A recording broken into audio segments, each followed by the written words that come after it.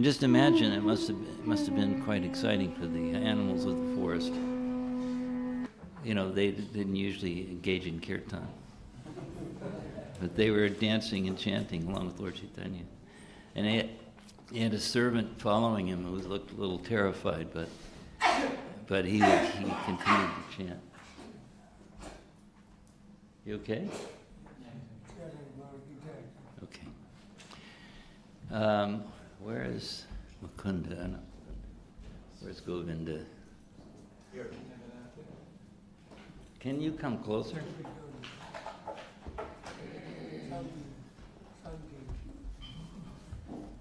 Yeah, that way.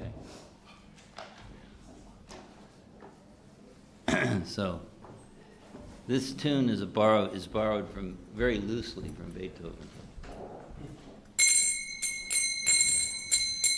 Krishna Krishna, Krishna Krishna, Krishna Krishna, Krishna, hey.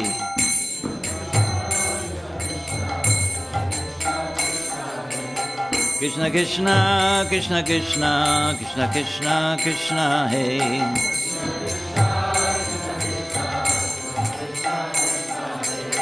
Krishna Krishna, Krishna Krishna, Krishna Krishna, Rakshamam.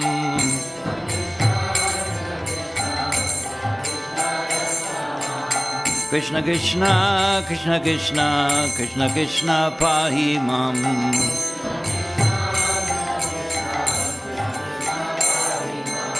Rama Raghava, Rama Raghava, Rama Raghava, Rakshamam.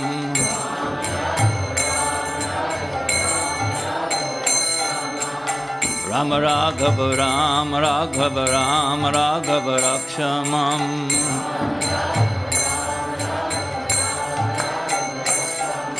Krishna Keshava, Krishna Keshava, Krishna Keshava, Pahimam.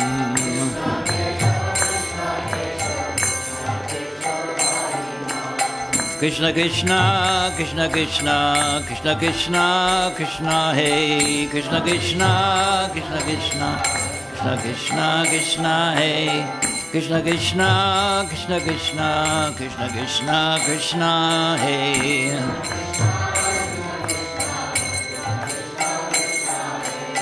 Krishna Krishna, Krishna Krishna, Krishna Krishna, Rakshamam.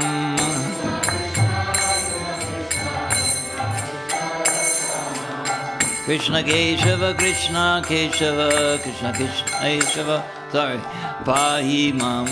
Krishna Keshava, Krishna Keshava, Krishna Keshava. Rama Raghava, Rama Raghava, Rama Raghava, Rakshamam.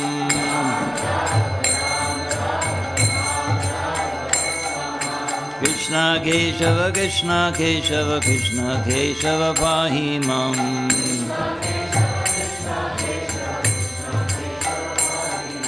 Krishna Krishna, Krishna Krishna, Krishna Krishna, Krishna, hey.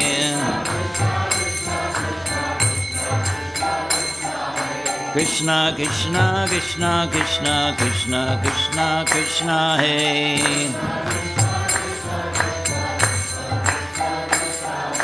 Krishna Krishna, Krishna Krishna, Krishna Krishna, Pahimam.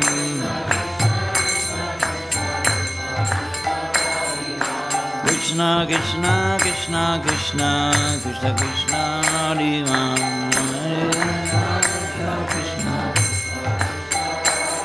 Rama Raghava, Rama Raghava, Rama Raghava, Rakshamam.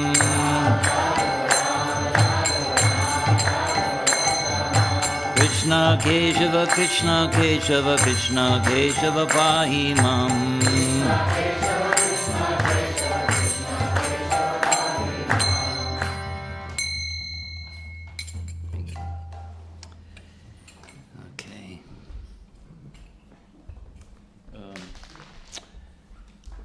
Could you get my bag from over there? Have to have the right equipment. Thank you.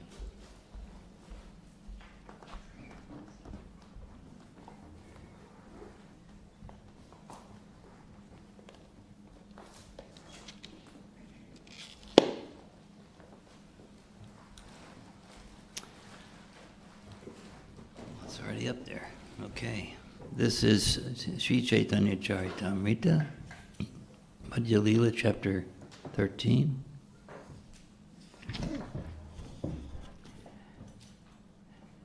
Text 140. Any Bengalis in the audience? Oh, there you are. Okay. Why don't you start this chanting? Yeah? Go ahead. Yeah, you can do it out of the book, of course. But have you got another microphone? Okay. So this way, at least, we'll get to hear it the way it's supposed to be said. So. You know, I murder these verses, so. And then we'll repeat after you. Okay. Go ahead. So I start.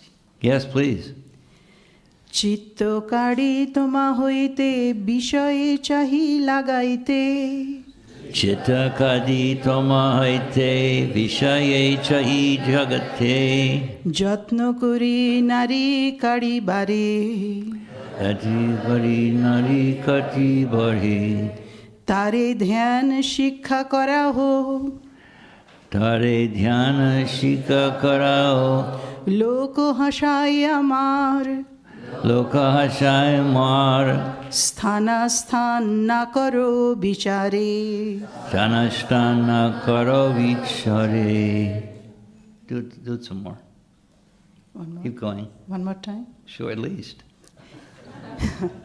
চিত্তকারিতমা হইতে চিত্তকারিতমা হইতে বিষয়ে চাহি লাগাইতে বিষয় চাহি লাগাইতে যত্ন করি নারী কাড়িবারে যত্ন করি নারী কাটিবারে তারে ধ্যান শিক্ষা করা হোক তারে ধ্যান শিক্ষা করাও লোক হাসায় আমার লোক হাসায় মার স্থানাস্থান না করো বিচারে স্থানাস্থান বিচারে. I'm going to leave it at that because I know that if I try to pronounce that, I'm not going to get it. So if you don't mind, we'll just go ahead. Thank you. Chaitanya Mahaprabhu is speaking. Chaitanya Mahaprabhu continued, I would like to withdraw my consciousness from you and engage it in material activities. But even though I try, I cannot do so. I am naturally inclined to you only. Your instructions for me to meditate on you are therefore simply ludicrous. In this way, you are killing me.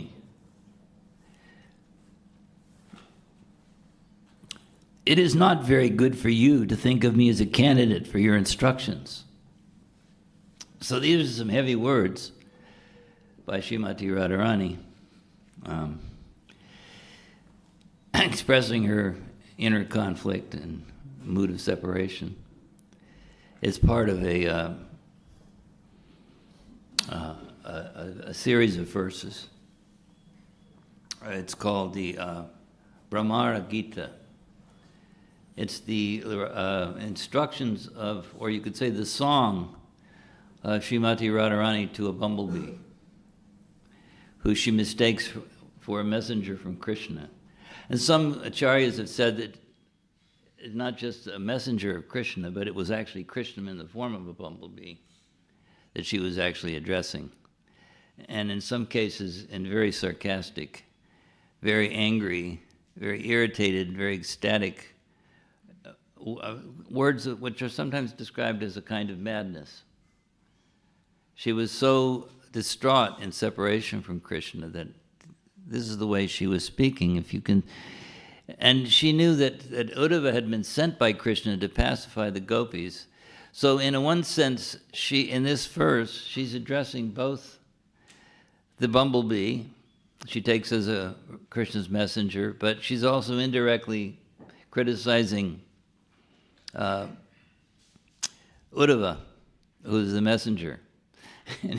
In a way, and there's a famous phrase, and I think it's written, it's only phrased this way by Prabhupada, which I'll be reading some of that from the Krishna book. he says, she's basically saying to the bumblebee, you're the unreliable servant of an unreliable master. So why should I listen to anything you have to say? She's not happy with these feelings of anguish and separation. So these are very high topics. I'm not really qualified to speak much about them, but I'll just repeat whatever I've read. We'll read the purport here.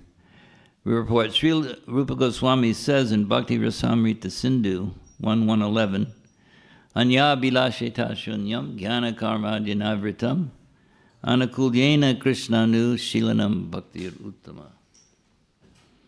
For a pure devotee, there is no scope for indulgence in mystic yoga practice or the cultivation of speculative philosophy. It is indeed impossible for a pure devotee to engage his mind in such unwanted activities. Even if a pure devotee wanted to, his mind would not allow him to do so. That is characteristic of a pure devotee. He is transcendental to all fruitive activity, speculative philosophy, and mystic yoga meditation. The gopis therefore express themselves as follows. And then, of course, in this next verse, it's kind of nice. It says, I'm just reading, and I'm not going to intrude in on anybody's assigned duty to speak on this verse, but I just want to say what it says. The gopis are not like the mystic yogis. They will never be satisfied simply by meditating on your lotus feet and imitating the so-called yogis. Teaching the gopis about meditation is another kind of duplicity. When they are instructed to undergo mystic yoga practice, they are not at all satisfied. On the contrary, they become more angry with you. So this is a verse, interesting verse. To instruct the gopis, or especially to instruct Radharani about meditation, she calls it here ludicrous. He says, your instructions for me to meditate on you are ludicrous. Can you imagine? If someone instructed you to meditate on Krishna and you said, that's ludicrous. Of course, we're not on that platform, but Radharani was certainly on that platform. She didn't think of anything but Krishna. In fact, she expresses here, I would like to withdraw my mind from you and think about other things, but I can't. And it's your fault. So she's really irritated, this. And in the end, after this whole conversation with the bumblebee, or you could say her address to the bumblebee, who she takes as a messenger from Krishna, or possibly even Krishna himself. There are 10 verses. It's called the Brahmara Gita. 10 verses spoken by Radharani. And in Prabhupada's book here, let's see, I've got it here in his bag. I'll read those 10 verses as a quick review. Excuse me.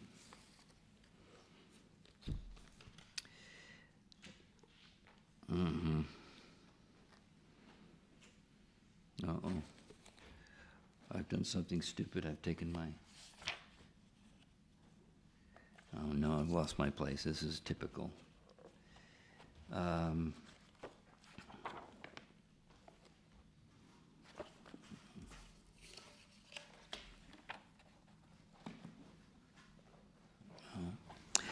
Well, I was going to read them, but I think I'll go directly to the next phase. I had it marked in here, and then I've taken out the marker like an idiot.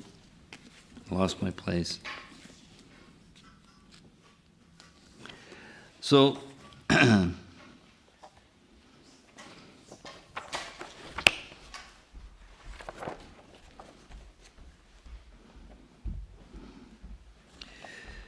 this is from chapter 47.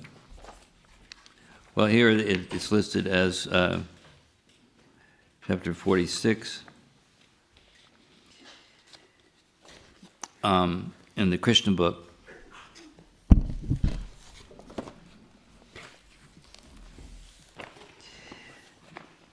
So Uddhava has come to solace the gopis. So Prabhupada states, one of the gopis, namely Srimati Radharani, was so much absorbed in thoughts of Krishna by dint of her personal touch with him, that she actually began to talk with a bumblebee which was flying there and trying to touch her lotus feet.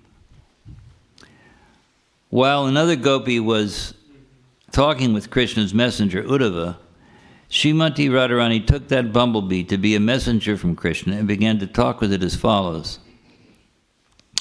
Bumblebee, you are accustomed to drinking honey from the flowers, and therefore you have preferred to be a messenger of Krishna, which is of the same nature as you. I have seen on your mustaches the red powder of kumkum, which was smeared on the flower garland of Krishna while he was pressing the breast of some other girl who is my competitor. Beg your pardon? Oh. My competitor, you are feeling very proud by touching that flower, and your mustaches have become reddish. You have come here carrying a message for me. You are anxious to touch my feet, but my dear bumblebee, let me warn you, don't touch me! I don't want any messages from your unreliable master. You are the unreliable servant of an unreliable master. So Prabhupada comments, it may be that Srimati Radharani purposely addressed that bumblebee sarcastically in order to criticize the messenger Uddhava. Indirectly, Srimati Radharani saw Uddhava as not only resembling Krishna's bodily features, but as being equal to Krishna. In this way, she indicated that Uddhava was as unreliable as Krishna himself. So she's having a go at anyone and everything that reminds her of Krishna. The Acharyas have described this as a kind of madness, but it's sort of a wonderful madness. It says, Srimati Radharani wanted to give specific reasons why she was dissatisfied with Krishna and his messengers. So she goes on, your master Krishna is exactly of your quality. You sit down on a flower, and after taking a little honey, you immediately fly away and sit in another flower and taste. You're just like your master Krishna. He gives us the chance of tasting the touch of his lips and then left altogether. I know also that the goddess of fortune, Lakshmi, who is always in the midst of the lotus flower, is constantly engaged by Krishna's service, in Krishna's service. But I do not know why she has become so captivated by Krishna. She's attached to him, although she knows his actual character. As far as we are concerned, we are more intelligent than the goddess of fortune. I just imagine some of the things she's saying are quite amazing. We are not going to be cheated anymore by Krishna or his messengers. So then she continues, you foolish bumblebee. You are trying to satisfy me and get a reward by singing the glories of Krishna, but it is a useless attempt. We are bereft of all our possessions. We are away from our homes and families. We know very well about Krishna. We know even more than you. So, whatever you make up about him will be old stories to us. So whatever you make up about him, yes, she says old stories. Krishna is now in the city and is better known as the friend of Arjuna. He now has many new girlfriends, and they are no doubt very happy in association with him. Because the lusty burning sensations of their breasts have been satisfied by Krishna, they are now happy. If you go there and glorify Krishna, they may be pleased to reward you. You're just trying to pacify me by your behavior as a flatterer, and therefore you have put your head under my feet. But I know the trick which you are trying to play. I know that you are a messenger coming from a great trickster, Krishna. Therefore, please leave me. I can understand that you are very expert in reuniting two opposing parties. But at the same time, you must know that I cannot place my reliance upon you, nor upon your master Krishna. We left our families, husbands, children, and relatives only for Krishna, and yet he did not feel any obligation in exchange. He has left us for lost. Do you think we can place our faith in him again? We know that Krishna cannot be long without the association of young women. That is his nature. He is finding difficulty in Mathura because he is no longer in the village among innocent cowherd girls. He is in the aristocratic society and must be feeling difficulty in making friendships with the young girls. Perhaps you have come here to canvass again or to take us there. Kind of hopeful note there. But why should Krishna expect us to return there? He is greatly qualified to entice all other girls, not only in Vrindavan or Mathura, but all over the universe. His wonderful, enchanting smile is so attractive, and the movement of his eyebrows so beautiful, that he can call for any woman from the heavenly, middle, or plutonic planets. Mahalakshmi, the greatest of all goddesses of fortune, also hankers to render him some service. In comparison to all these women of the universe, what are we? We are very insignificant. So just see, she's hurtling back and forth from condemning Krishna and talking about how badly she feels that he's treated the gopis. Then she goes on to say how wonderful he is, that he can attract everyone, everywhere. What are we? We're insignificant. So she goes back and forth.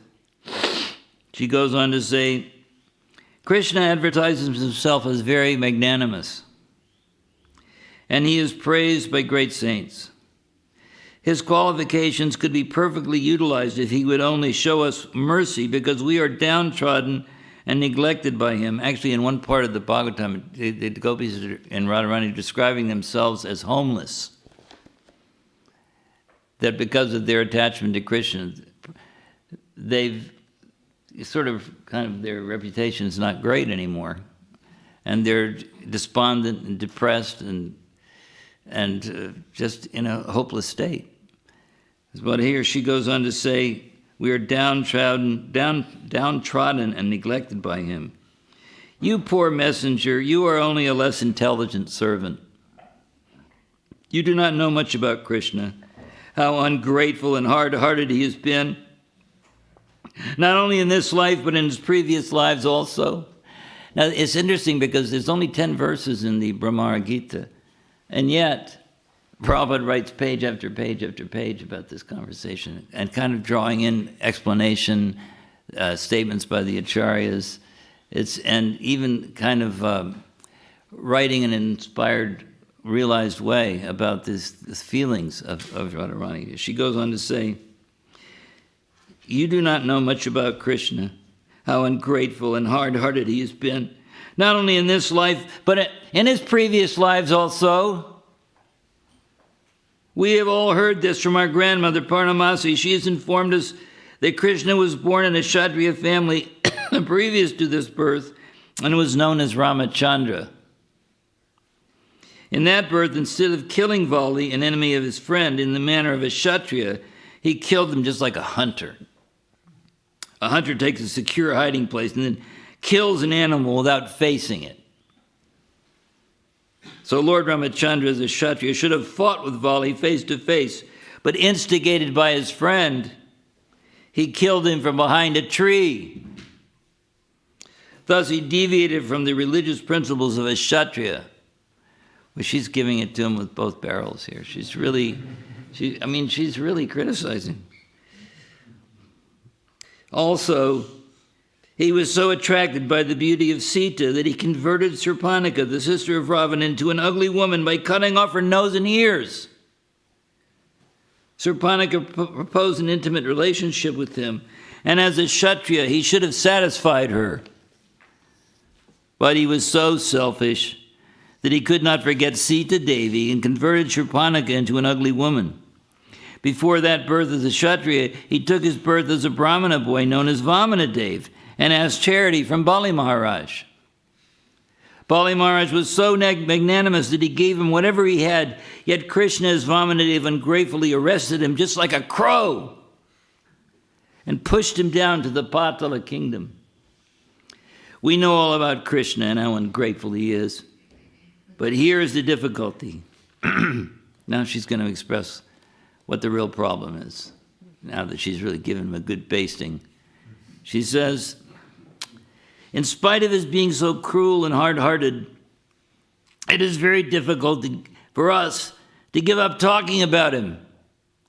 Not only were you unable to give up this talk, but great sages and saintly persons are also engaged in talking about him. We gopis of Vrindavan do not want to make any more friendships with this blackish boy, but we do know how we shall be. But we do not know how we shall be able to give up remembering and talking about his activities. In my opinion, one should not hear about Krishna. Because as soon as a drop of the nectar of his transcendental activities is poured into the ear, one immediately rises above the platform of duality, attraction, and rejection. Being completely freed from the attraction of material attachment, one gives up the attachment for this material world, family, home, wife, children, and everything which is materially dear to every person. Being dispossessed of all material acquisition, one makes his relatives and himself unhappy. Then he wanders in search of Krishna, either as a human being or another species of life, even as a bird. It is very difficult to actually understand Krishna, his name, his quality, his form, his pastimes, his paraphernalia, and his entourage. It says, Radharani continued to speak to the black messenger of Krishna. Please do not talk anymore about Krishna. It is better to talk about something else. We are already doomed, like the black-spotted she-deer in the forest who are enchanted by the sweet musical vibration of the hunter. In the same way, we have been enchanted by the sweet words of Krishna, and again we are thinking of the rays of the nails of his toes. We are becoming more and more lustful for his association. Therefore, I request you not to talk of Krishna anymore. Then Prabhupada writes a very insightful comment. He says, the talk of Radharani with the bumblebee messenger and her accusing Krishna, and at the same time her inability to give up talking about him, are symptoms of the topmost transcendental ecstasy called Mahabhava. The ecstatic Mahabhava manifestation is possible only in the persons of Radharani and her associates. Great acharyas like Srila Rupa Goswami and Vishwanath Chakravarti Thakur have analyzed these Mahabhava speeches of Srimati Radharani, and they have described the different sentiments such as Udgurna, bewilderment, Jalpa, Pratijalpa, talking in different ways. In Radharani is found the science of Ujjvala, or the brightest jewel or love of God. While Radharani was talking with the bee, and the bee was flying hither and thither, it all of a sudden disappeared from her sight. So now the bee disappears. And then she begins to get upset. She was in full mourning due to separation from Krishna, and was feeling ecstasy by talking with the bee. She's talking with the bee, and I just consider that. But in the spiritual world, anything's possible. But as soon as the bee disappeared, she became almost mad, thinking that the messenger bee might have returned to Krishna to inform him all about her talking against him. Oh no, she's thinking, oh no, what have I done? Krishna must have been very sorry to hear it, she thought. In this way, she was very much overwhelmed with another type of ecstasy. So even in her lamentation, she's ecstatic. She's ecstatic talking about Krishna, she's ecstatic trying not to talk of Krishna, she's ecstatic accusing Krishna, left-wing gopi. She's ecstatic in every possible circumstance. So in the meantime, the bee came back. Bee came back, appeared again. She thought, Krishna is still kind to me. In spite of the messenger carrying disruptive messages, he is so kind that he has again sent the bee to take me to him. Srimati Radharani was very careful this time not to say anything against Krishna. So now she's changing her transcendental tactics. My dear friend, I welcome you, she said. Krishna is so kind that he has again sent you. Krishna is so kind and affectionate to me that he has sent you back, fortunately, in spite of your carrying my message against him. My dear friend, you can ask for me whatever you want. I shall give you anything because you are so kind upon me. You have come to take me to Krishna because he is not able to come here. He is surrounded by new girlfriends in Mathura, but you are a tiny creature. How can you take me there? How will you be able to help me in meeting Krishna while he is taking rest there along with the goddess of fortune, embracing her to his chest? Never mind. Let us forget all these things about my going there or sending you. Please let me know how Krishna is faring in Mathura. Tell me if he still remembers his foster father, Nanda Maharaj, his affectionate mother, Jashoda, his cowherd friends, and his poor friends like us, the gopis. I am sure that he must sometimes sing about us. We served him just like maidservants without any payment. Is there any possibility that Krishna will again come back and place his arms around us? His limbs are always fragrant with the Guru's scent. Please put all these inquiries to Krishna. Uddhava was standing near, and he heard Srimati Radharani talking in this way, as if she had become almost mad after Krishna. He was exceedingly surprised at how the gopis were accustomed to think of Krishna constantly in that topmost ecstasy of Mahabhava love. He had brought a message in writing from Krishna, and now he wanted to present it before the gopis just to pacify them.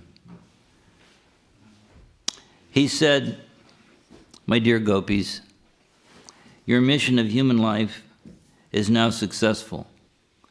You are all wonderful devotees of the Supreme Personality of Godhead. Therefore, you are eligible to be worshipped by all kinds of people. You are worshipable throughout the three worlds because your minds are wonderfully absorbed in the thought of Vasudeva, Krishna.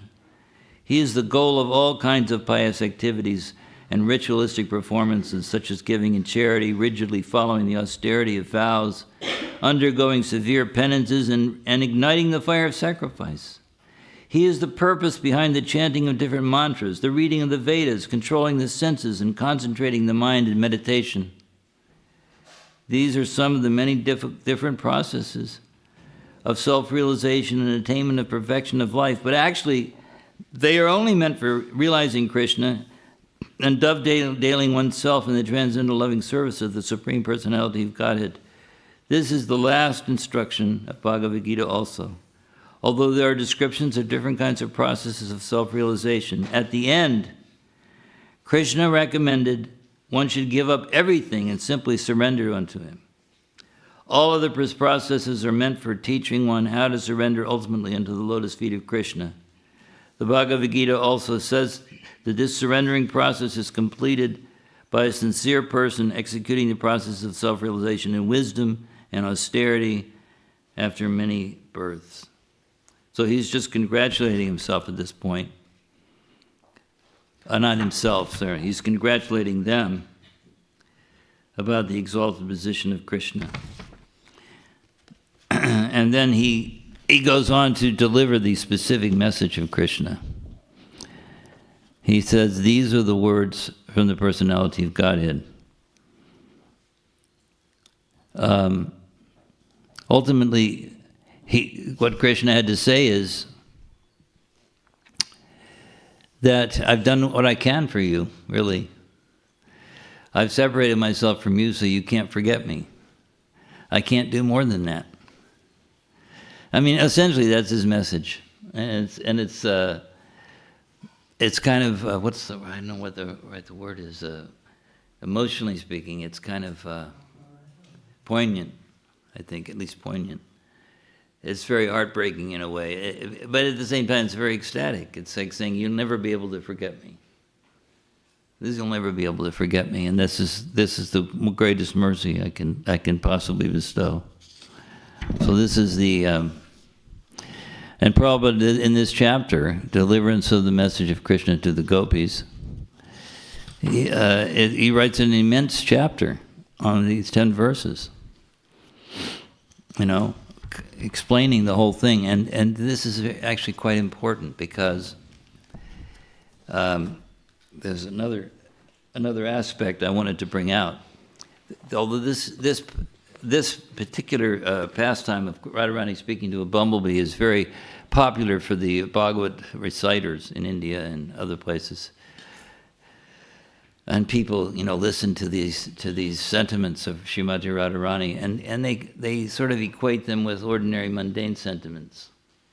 They don't understand. In the way that Rupa Goswami and Ujjvala Nilamani, he comments on each one of these 10 verses by Radharani at some length, explaining exactly what her transcendental mentality was. So then, in this book that I've compiled, this is about Gorkashore, and some of his followers came to him. Gotta go.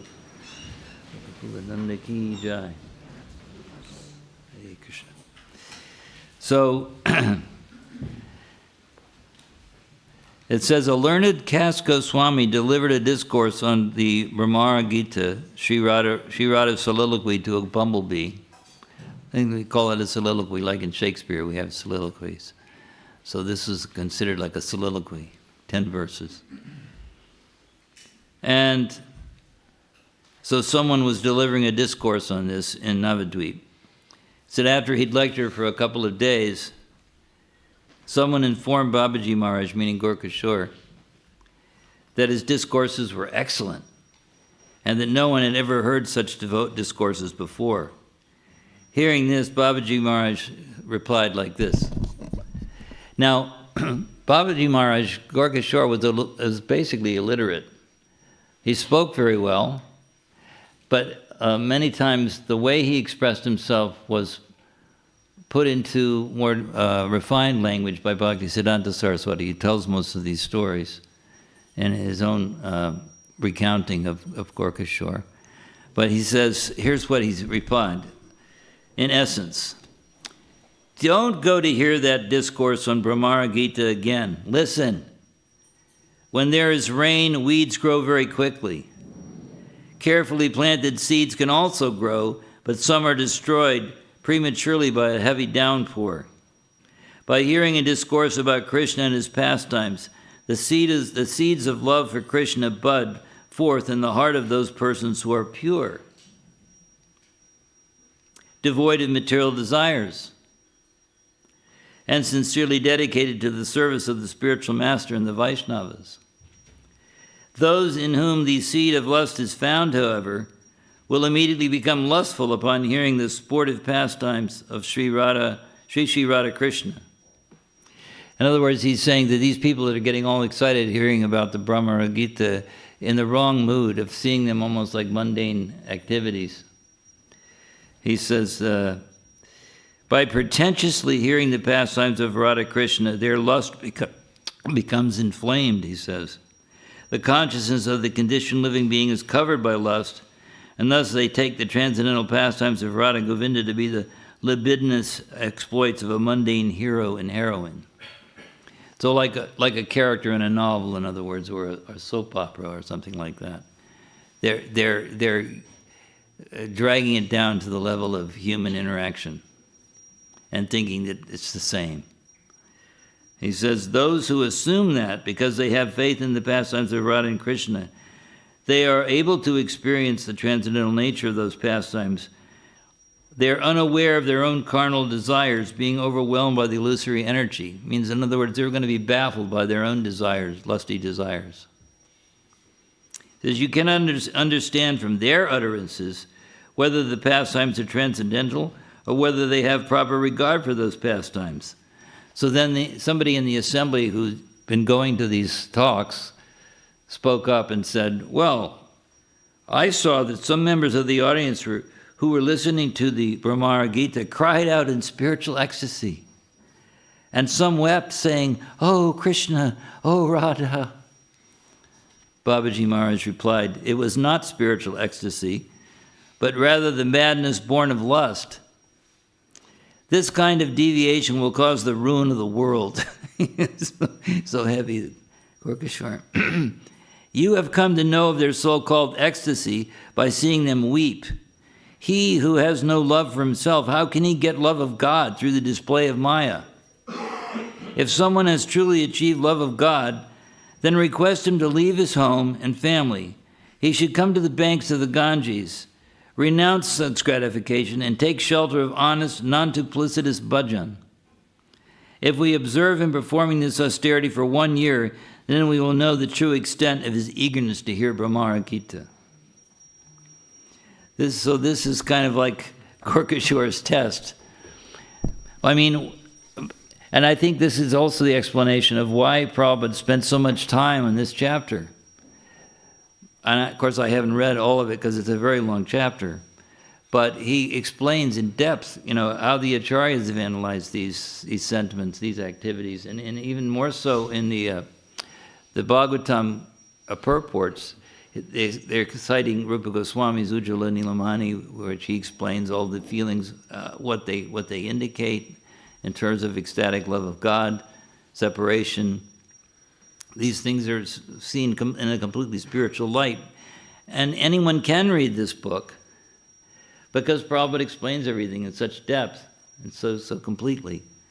So therefore, we shouldn't be like the other attendees of the Brahmara Gita, who Gorkashore was very critical of. And he was critical because he knew, first of all, the person reciting these pastimes was materialistic. The people hearing it had a very material attitude and outlook. And so he's saying it's not helpful. Unless it's properly presented by the acharyas, it's best not to hear these things. So we know that Prabhupada was always against this Bhagavad Sapta. Never a fan of it. That's just being sarcastic, I guess. He was not only not a fan, he was very irritated by anyone who thought that this was linking with real spirituality to go to these Bhagavad Saptas. Now also, just should have a mention that today is Srivas Thakur's appearance day. Now it says in the calendars that Srivas Pandit, well, the same person. Srivas Thakur, Srivas Pandit, both the same person. Sometimes people get it mixed up between Srinivasacharya, Srivas Pandit. But it's Srivas Pandit or Srivas Thakur. His appearance day, and in his house, he was married to another great devotee named Malini, who was the mother of Vrindavan Das Thakur. So the great personalities, but in that home is where the Sankirtan mission began, nocturnal kirtan, in the home of Srivas Thakur. So today's an important day in that respect, that it's because of course, Srivas Thakur was Narada Muni. I understand that someone's giving a talk about Srivas later today. Is that right? Okay. When is that? 6 o'clock this evening, if you want to hear. Festival starts probably 4:30. 4:30. So, okay, so festival begins at 4:30, and then the talk is at 6, is that right? At 5:30. The class is at 5:30. Class is at 5:30. We've got the lowdown now. So, yes, so if you want to hear a lot about Srivas Thakur, there's a wonderful devotee. He's amongst the devotees that preceded the appearance of Chaitanya Mahaprabhu. He came, Haridas Thakur came, Advaita Acharya came, Nityananda Prabhu came. So many people appeared prior to Lord Chaitanya's appearance, who were there to take part in his amazing pastimes. So to hear more and more about Srivas Thakur, you get that chance later on today. So now we have a couple of minutes. You can ask a question. I don't know whether I'll be able to answer it or not, but I'll try, if there is any questions. Oh, this is fantastic. No, it's not obligatory. You don't have to ask a question. Okay, go.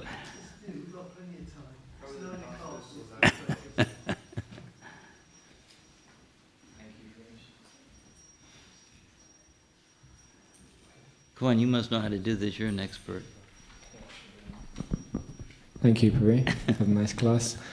So if somebody was here, as a beginner for the first time today, and they were hearing about Radharani, who's Krishna's partner, and she's angry and mad. How would you explain to them that this is something that we're aspiring for, this is our goal, or this is the highest perfection of Well, I would spiritual have life? a couple of approaches. One is I would say, if you want to understand more about this, you can read this book here, at chapter 47 of this book. It'll explain everything in some detail. And any questions you have about that, you can ask me afterwards. But, you know, it's a fact that some people hearing this may be bewildered. It's true. I think that one has to understand the position of the gopis as being Krishna's eternal consorts. They're not just ordinary village women, although they portray themselves as such. They're actually, Radharani and all of her expansions are the feminine counterparts of Krishna in the spiritual kingdom. So these sentiments of love, a very elevated kind of love, is not like ordinary mundane characteristics of what we call love or lust. So it would be difficult to explain it in the short term unless they're actually interested. One thing I found is anytime answering a question or a challenge about is it mundane or is it spiritual, you have to see how serious the person is who's asking the question. In other words, they have to have something more than just idle curiosity, because these are deep topics, and they can be explained in detail and in great philosophical style, but a person has to be willing to hear it. So I think that's another thing, an element to consider, is how serious that person is asking the question. If they're not serious, then you can just tell them, well, it's beyond your present understanding, but you can find out more about it if you're serious, if you're really interested. It's kind of ecstasy. It's not madness. It's not real anger. It's something more refined and amazing than that. Something like that. I mean, that's a rough form of a question. Go ahead. Yeah. Hold on. There's chapter 4 in the Madhya-lilā, where Krishna describes his internal reasons of ecstatic love. And it's a very, very, very wonderful thing. The more they see each other, the more they want each other. But when they're together and when they're separated, that's the internal reasons. And it's chapter 4 in the Madhya-lilā, if you read that. And it's very funny as well. So we'll refer them to chapter 4 then. Yeah, of the Madhya-lilā. Madhya-lilā, okay. Yeah. And, Thank you. There's a series of exchanges there. So that's very nice. I always remember that one. Okay. So all these things can be, in other words, they can be explained, but then I remember when Prabhupada was talking to John Lennon and Yoko Ono when we first met, and they were asking these different questions, and finally, Yoko Ono asked some question about the afterlife or something, and Prabhupada said, well, he said, for that you have to become a serious student. And she became really upset. Well, what do you mean serious, And she didn't like the implication that she wasn't serious. But Bhaktisiddhanta also said something to that. He was having a conversation with a professor called Professor Suthers from Ohio. I don't know if it's Ohio State or Ohio Wesleyan or something, university professor. And he was asking him questions, and he became very excited about the philosophy that Bhaktisiddhanta Saraswati was expressing. And so he said, please tell me more about these things. And Bhaktisiddhanta said, well, same answer basically. Well, for that you'll have to become a serious student. And the professor immediately dropped the question. He didn't pursue it any further because he knew what a serious type of character Bhaktisiddhanta Saraswati Thakur was. I think that's an important point in presenting philosophy to anyone, is to get a gauge of their seriousness, of their intense desire to know. I remember years ago, someone came to our temple in Florida and began asking questions. You know, when you read Perfect Questions, Perfect Answers, he asked all the right questions, you know, and Prabhupada gave all these fantastic answers. So this person had serious questions. And somehow when somebody asks you a really serious question, you know, that shows some depth and true curiosity and desire to know, then you get sort of a slight empowerment to answer the question, even though you know you're just an ignorant fool. But somehow you get some power to answer those questions. And he became so enlivened with every answer that he later became a devotee, and he later became the president of the Gainesville Temple. And he was just a very deeply inquisitive person, and that's sort of what's required to really go deeply into these topics. I'm kind of avoiding his question in a way, I suppose, but I'm trying to give a little bit context to it. So anything else at all? I know that our time is up, at least my time is up. There's no way I'm going to speak anyway till 9 o'clock. Anybody? I was just thinking the Shikshashtakam prayers, which is basically the whole philosophy of Krishna consciousness, all in one place. You know, Caitanya-Caritāmṛta Madhya-lilā. Yeah, but the only thing of, yes, but... Finally, it's the last verse, then you have to hear it's one thing to hear the prayers of Chaitanya Mahaprabhu, but to understand them.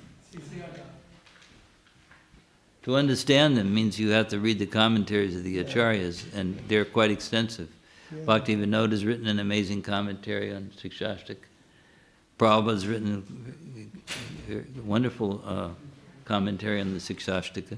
It has to be understood through the medium of the acharyas. No, that's true. Because it may be all in one place, but it's like a sutra. We say Atato Brahma-jigyasa, for instance. What does that mean? Well, there's volumes have been written about those few words to understand them. This question over here.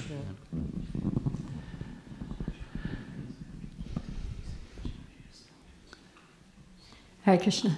Yeah, just in answer to Prabhu's question, what I would say is that what we see here is demonstrating simply that God is a person, and that he has, as people do, has relationships with other people.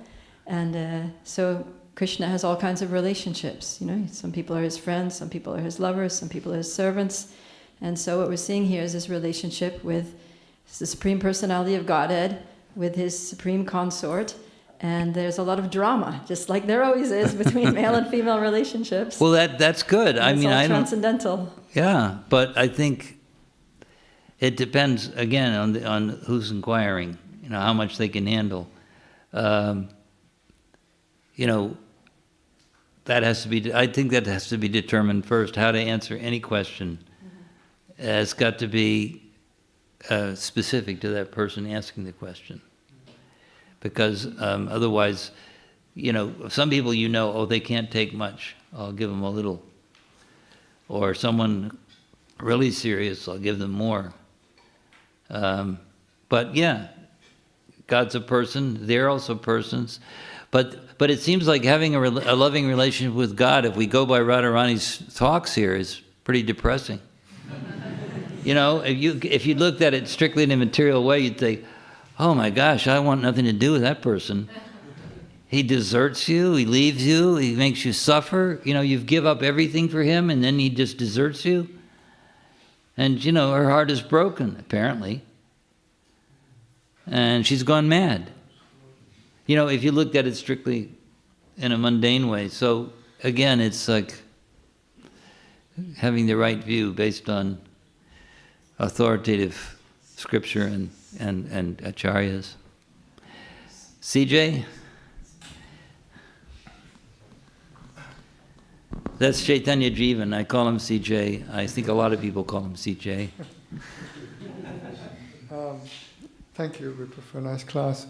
And I don't wish to compare it, as you say, to the mundane relationships that we have, but I can't help but thinking that, yes, we have come here to imitate Radharani and Krishna, and we do see it in relationships as the drama, the general experience of relationships is that neither can please each other, neither understand each other, and they do put each other down in the name of wanting to be close, but at the same time, that separation always, and I've noticed it myself, whenever you're separated, you tend to then start to feel more closer again. Sometimes. Sometimes. Absence makes the heart grow. Absence makes the heart grow fonder, and then, or yeah. less so. And then the moment you're actually back together, everything sort of goes flat again. So I think the difference is, you could say then, from a superficial point of view, well, it's just like the material world, all this anger and irritation and desertion and behavior that's upsetting, but they're in ecstasy during all of this. Now, who can understand that? Without becoming a purified soul, who can understand the ecstasy of Srimati Radharani? Even in her accusing Krishna, she loves it. That Radha Kund story, I don't know if you know that, where she kind of accuses him of being a killer of the bull, Aristasura. Was it Aristasura? I think it was Aristasura. And, she's saying, I don't want anything I don't want you to touch anything. You're contaminated. She loves saying stuff like that to Krishna. It's a kind of ecstasy. Now, in the material world, when there's a big argument between a couple, there's nothing very ecstatic about any of it. In fact, it's generally miserable. Now, sometimes when there's separation and then, again, being brought back together again, you could say, well, there's a kind of happiness there. Oh, we're together again, everything's going to be fine, but then it isn't. Or it may become tolerable. In relationships, we have to learn to tolerate each other, basically. There is initially some loving feelings that goes just so far on the bodily platform, and then there's disagreement, many different kinds of disagreement, and then there's, if you're smart, you learn how to tolerate each other and serve each other. You know that story? I'll tell one story about Gorkashore because it's funny, I think. Of a disciple of Bhaktivinoda's decided to get married. They got married, and then he approached Bhaktisiddhanta, who he was taking instruction from, and said, "Now I've gotten married. Do you think there'll be any difficulty in my practicing Krishna consciousness?" And Bhaktisiddhanta, in essence, replied, "You're not going to have much luck with that. You're married, you'll have problems." That was his basic answer at the time. He was quite young at the time. But he said, "But let's go and speak to my spiritual master, see what he has to say." So they approached Gorkashore. And in essence, Gorkashore said, it's not a problem that so-and-so has become married. He said, you should, speaking to the man, he said, you should cook nice food stuff and offer it, and then serve your wife, seeing her as a Vaishnavi and worthy of your worship. And in that way, there'll be no difficulty in your life. So in other words, become a servant, and you'll be okay. Have the mentality of a servant. So that was his idea of a solution to marital difficulties. Rather than seeing yourself, I'm the master, I tell my wife what to do. Cook this, do this. Well, that doesn't usually work out too well. Or it has a tendency to create some kind of resentments. So one has to become expert servant. That's our business as Vaishnavas, to become servants of each other.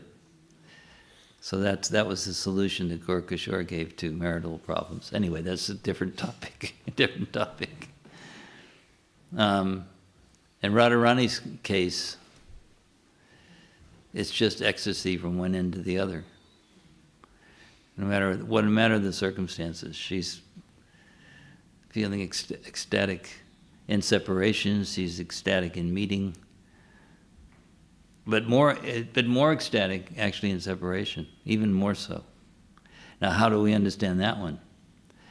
Oh, I feel so much better when you're not around. Actually, though, my wife told me that one time.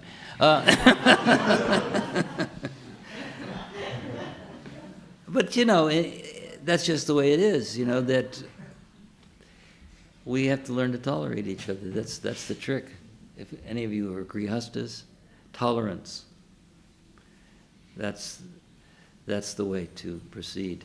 There can be affection, there can be love, but the main thing is to serve and be tolerant. Well, it's nice that so many of you showed up. Sorry I couldn't give a better class. I had something else to... But anyway, thank you for your attendance. If there's any final question, I'll certainly listen to it, but I think... there's more questions. Oh my gosh. Okay. Hare Krishna. Thank you. So I have a question, but don't know very much how to ask it properly or how to put it, so excuse me, please.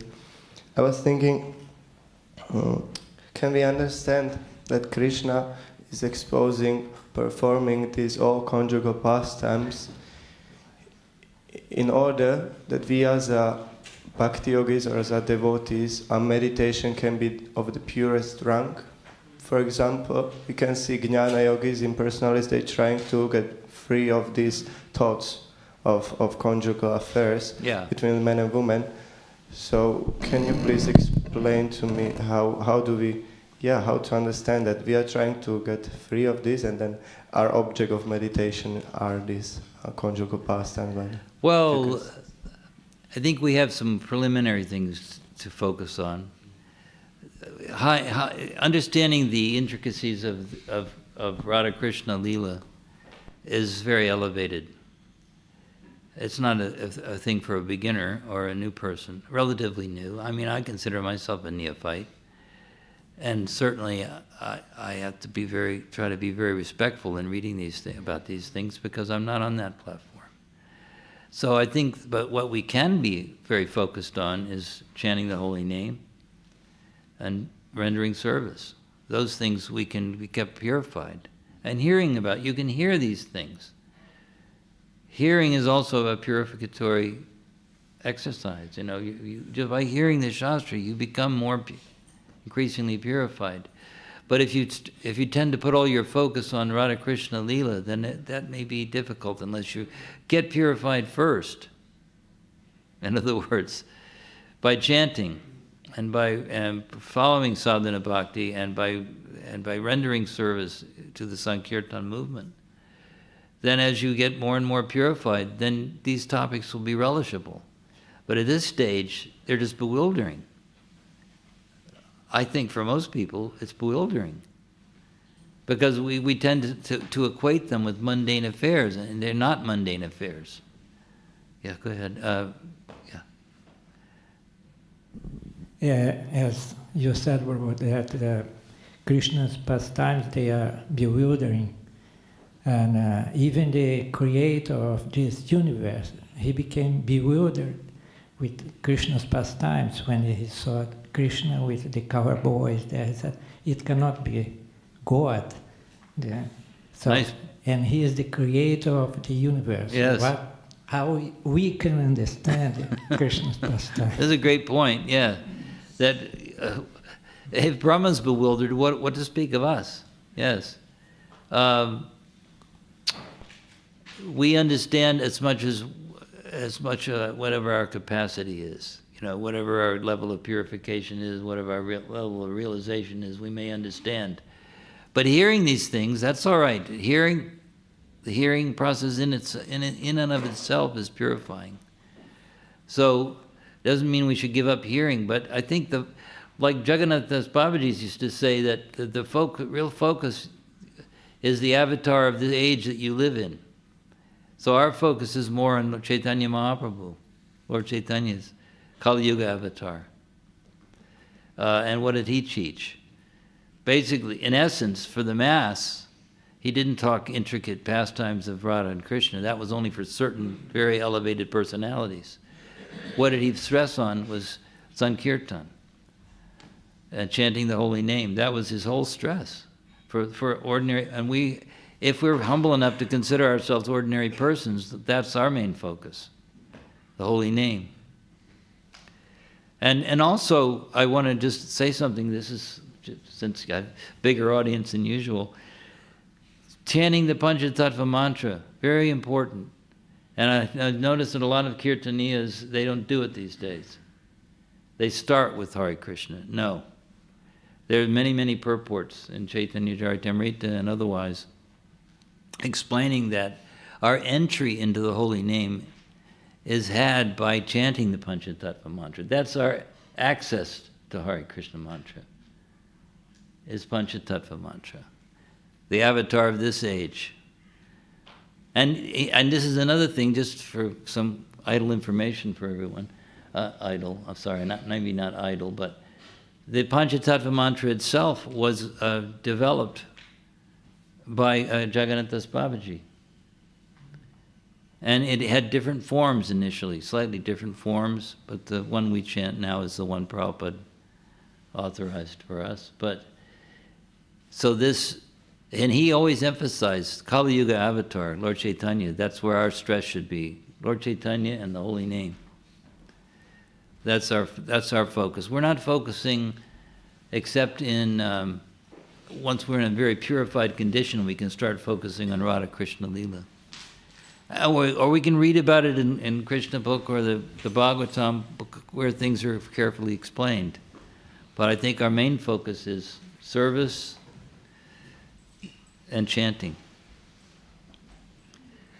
Anyway, I think that's good enough, isn't it? Did anybody else? Oh, you had a question. Okay, go ahead. Hare Krishna. In terms of hearing those very confidential pastimes, from time to time we see in our movement also, or those who were before in our movement, this seems to me genuine desire to hear these topics. We cannot say it's lust or something. It's just generally heart tells them. They said when you're ready, you just want. But we tend to flag them as either sahajiyas or not genuine, or those who want intellectually to step into Goswami's books, and by this intellectual understanding they hope that they will gonna come to that level which is above the average of ISKCON devotee. So I'm just wondering, what is measuring stick to really understand their perhaps genuinity to hear this, and also I just lost my thought, but also how to prevent ourselves to step forward to flag them as with negative connotations, because very often, because they are not facilitated, they are flagged as a bad or something negative. They go somewhere else where they find a person from whom they will hear such a pastimes. They will be facilitated, open, and they leave the movement. So in that sense, what do you think? What's that measuring? I think I get the essence. We don't want to judge others, but for ourselves, we have to know you'll have to judge for yourself whether you're purified enough to hear these things in the right spirit. I think we can't judge another person. We don't know. That's the interesting thing about this movement, isn't really, we don't know who we are. I don't know. This may be I know this man, but I don't really know who he really is. He might be someone very exalted that I've been offending for years. But the point is, in other words, not being judgmental about other people's activities, but find fault with ourselves and see whether we think we're ready to hear these things in a very kind of exclusive way, I think. You think like it's kind of proper approach to judge their character, to see how, you have to know him. Yeah, it's better not to get into judgment at all. Yeah. Not judge, but they just calculate or estimate according to how they behave, how is their life is, because something must be there. Otherwise, you will not be able to prevent yourself to comment. Well, I think Gorkashore was a very highly elevated personality, but he was very critical of people who were busy talking about, Radha Krishna Lila and having sex with somebody on the side and smoking and doing various other. In other words, the real test, I would say there is a test in terms of behavior. If you just talk the talk but don't walk the walk, then, but we have to judge ourselves like that. I think the main thing is to judge your own character, not judge other people's characters. We may have our opinions, but we don't have to express them just because we have one. And a lot of times we get that, that devotees are very inclined to give their opinions about others, but really, Bhaktisiddhanta said, don't fault find with others, find faults with yourself. So that's our proper inclination for us, I think. Okay.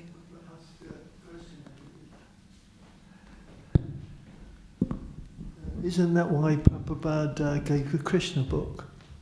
So, in a nutshell, the people would read it like bedtime reading, and they'd get an instant, condensed relationship with the whole Bhagavatam. And Krishna books, the really good one, and on the Bhaktivedanta Vedic library, you can hear about it, all the pastimes, just by listening to the verses only, not the purport or anything like that. So Bhaktivedanta Vedic library is a good way of getting to know Krishna just by hearing about it. The whole Krishna book. Hearing is essential. Yeah. Okay, thank you very much. Hare Krishna.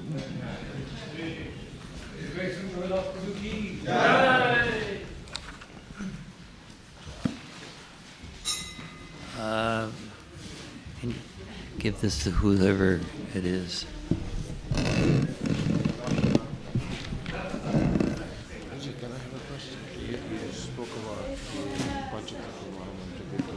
Here, let's take this away.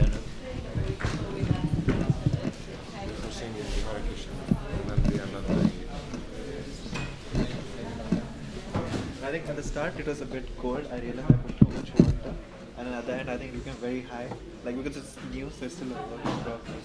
Nice Madanga. You felt it, right, when you played? The treble is really good, but then the other side was a bit high. It sounded good to me.